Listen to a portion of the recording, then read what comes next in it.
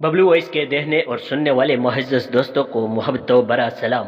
راوی کہتا ہے ہمارے محلے میں ایک بزرگ فوت ہو گئے، عمر رسیدہ تھے، اللہ ان کی مغفرت فرمائے۔ خیر ساتھ والی مسجد میں ان کی نماز جنازہ اور پھر تدفین کے بعد تابوت واپس لایا گیا۔ رات کا وقت تھا، مسجد بند ہونے کے باعث تابوت کو مسجد کے دروازے کے سامنے رکھا گیا تاکہ صبح خادم اٹھا کر اسے اپنی جگہ رکھے گا۔ رات کوئی 3:30 بجے کا ٹائم ہوگا کہ ایک شخص مسجد آیا۔ مسجد کا دروازہ بند تھا۔ وہ شخص کچھ دیر انتظار کرتا رہا، سردیوں کے دن تھے، اسے سردی لگ گئی۔ اس نے تابوت کھولا اور اندر سو گیا۔ آدھا گھنٹہ بعد خادم آ گیا۔ خادم نے ایک نمازی کی مدد سے تابوت کو محراب کے ساتھ بنی مخصوص جگہ پر رکھ دیا۔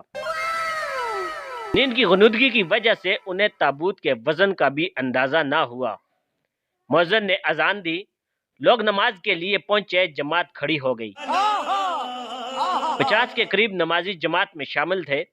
میں پہلی صف میں کھڑا تھا اور دوسری رکعت تھی کہ سامنے تابوت پہ میری نظر پڑی۔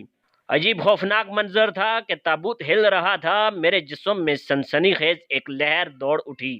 میں نے آنکھیں بند کر لیں۔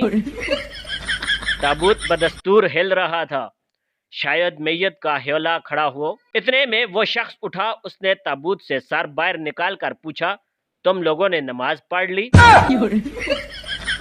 اللہ معاف کرے۔ لوگوں کی دوڑیں لگ چکی تھی، میں تو الٹے پیر 1000 کی سپیڈ سے گھر کی طرف دوڑا۔ گھر پہنچ کر معلوم ہوا کہ میں ننگے پیر ہی گھر پہنچا ہوں۔ امام صاحب تو پہلے ہی بے ہوش ہو کر زمین پہ گر پڑے تھے۔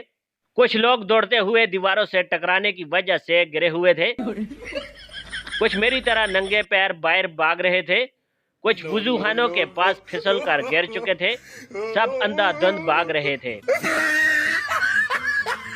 جو شخص تابوت میں تھا وہ پیچھے سے دوڑ رہا تھا اور پوچھ رہا تھا، اوے مینو بھی تے دسو ہویا کیے۔ پیارے دوستو، آپ سے گزارش ہے ہمارے چینل کو سبسکرائب کر کے ساتھ موجود گھنٹی کے بٹن کو دبا دیں۔ Thanks for watching. اللہ حافظ۔